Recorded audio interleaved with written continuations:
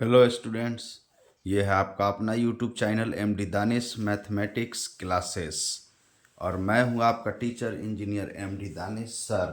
यहाँ पर देखिए अगला क्वेश्चन मैं बताने जा रहा हूँ। उससे पहले मैं कहना चाह रहा हूँ कि आप क्या करें, मेरे चैनल को सब्सक्राइब कर दें ताकि मैं ज़्यादा से ज़्यादा वीडियो बना सकूँ और आपको फ़ायदा करा सकूँ, ताकि आप मतलब कि बिहार बोर्ड में अच्छे से अच्छे मार्क्स से पास हो सके। देखिए क्या करना है, यहाँ पर हम सीरीज गैस, अपना जो गैस है उस गैस का सीरीज को हम पढ़ा रहे हैं।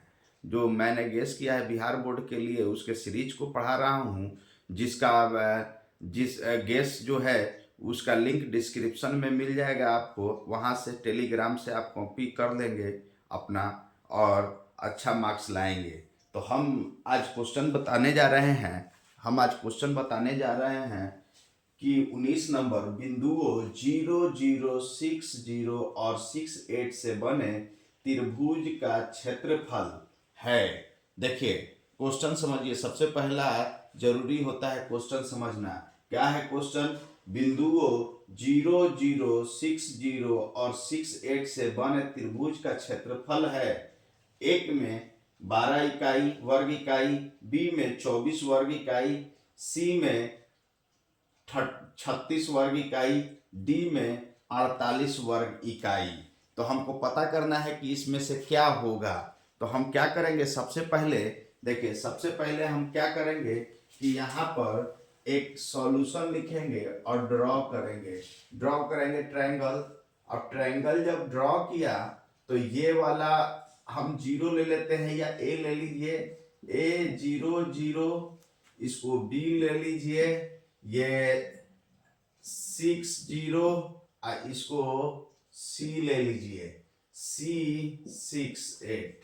देखिए ये हो गया x1 y1, ये हो गया x2 y2 और ये हो गया x3 y3।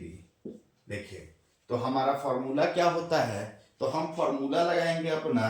देखिए एरिया ऑफ ट्रायंगल का फॉर्मूला क्या होता है, यहाँ पता करना है, कोऑर्डिनेट ज्योमेट्री के क्वेश्चन है, पता करना है कि कितना होगा। तो हम एरिया ऑफ ट्रायंगल का फॉर्मूला लगाएंगे। Area of triangle A B C तो होता है 1/2 x1 y3 y2 minus y3 plus x2 होता है, कितना होता है y3 माइनस y1 और x3 होता है y1 माइनस y2। ये हमारा फॉर्मूला होता है। तो देखिए ये हमारा फॉर्मूला होता है, तो हम फॉर्मूला लगाएंगे। देखिए सबसे पहले हम समझ लीजिए, अब यहाँ पर ये हमारा एरिया ऑफ ट्रायंगल का फॉर्मूला होता है, तो इस फॉर्मूला को लगा दिए। अब देखिए यहाँ पर हम लिखेंगे 1/2 और यहाँ पर x1 के जगह पर लिखेंगे 0 और y2 के जगह पर क्या लिखेंगे, 0 लिखेंगे 0 और y3 क्या है, 8 है, तो यहाँ पर लिखेंगे 8 और प्लस x2 हमारा क्या है 6 है और y3 8 है और y1 हमारा यहाँ पर 0 है प्लस x3।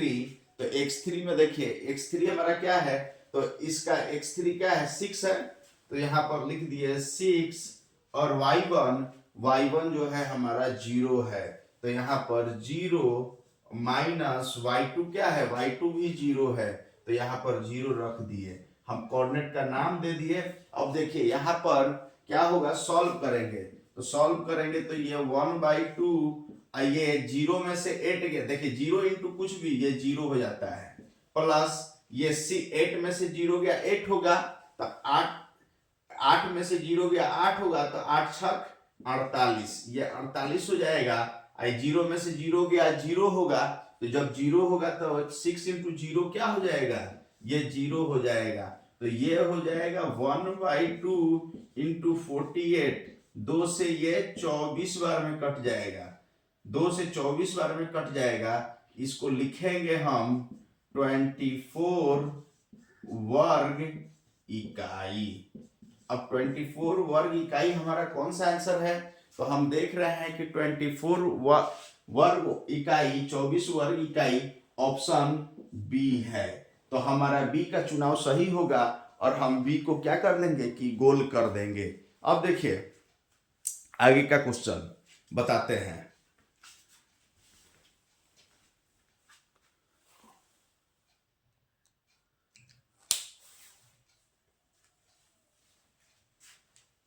तो ए 5 इकाई, बी में 12 इकाई, सी में 13 इकाई, डी में 17 इकाई बोला गया है। इसमें क्वेश्चन में बोला गया है कि y अक्ष से बिंदु P कितना दूरी पर है। y अक्ष से बिंदु P कितना दूरी पर है?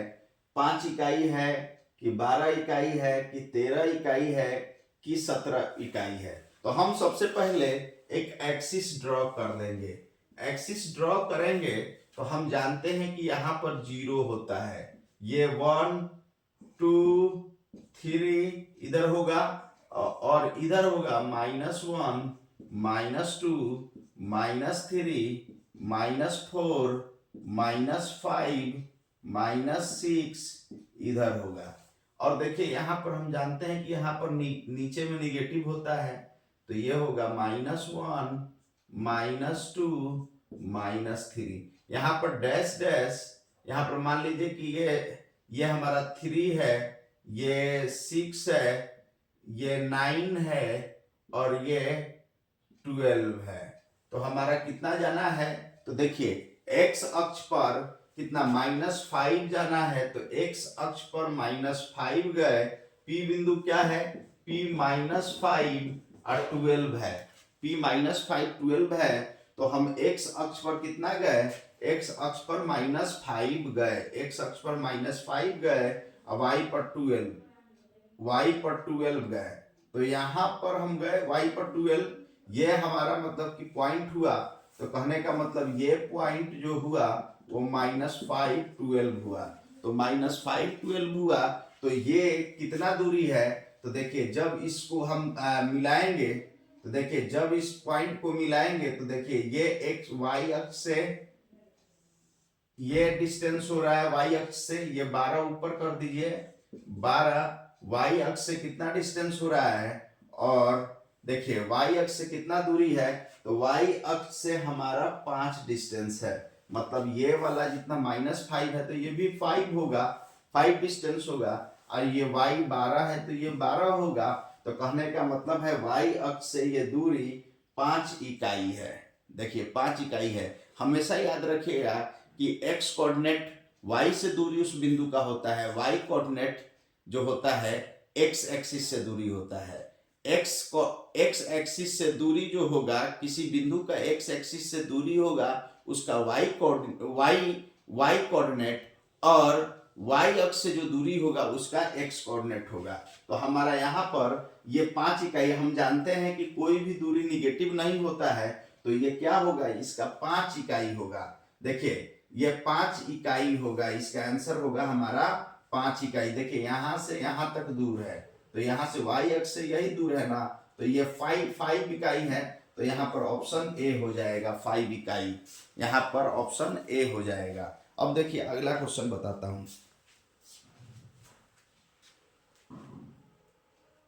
हेलो,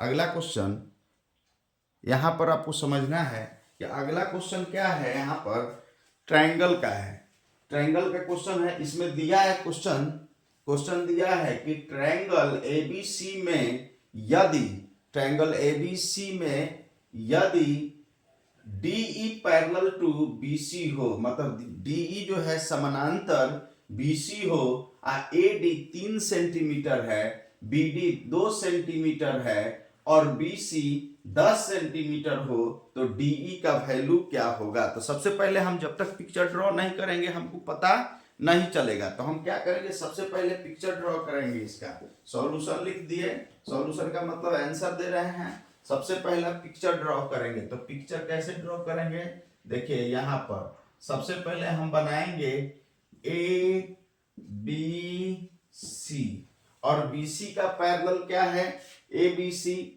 बीसी का पैरेलल डीई है, तो बीसी का पैरेलल हम डीई खींच दिए, डीई। अब देखिए यहाँ पर जो हमारा दिया हुआ है क्वेश्चन में एडी 3 सेंटीमीटर, तो यहाँ पर एडी 3 सेंटीमीटर लिख दिए और बीडी 2 सेंटीमीटर, तो बीडी लिख दिए 2 सेंटीमीटर।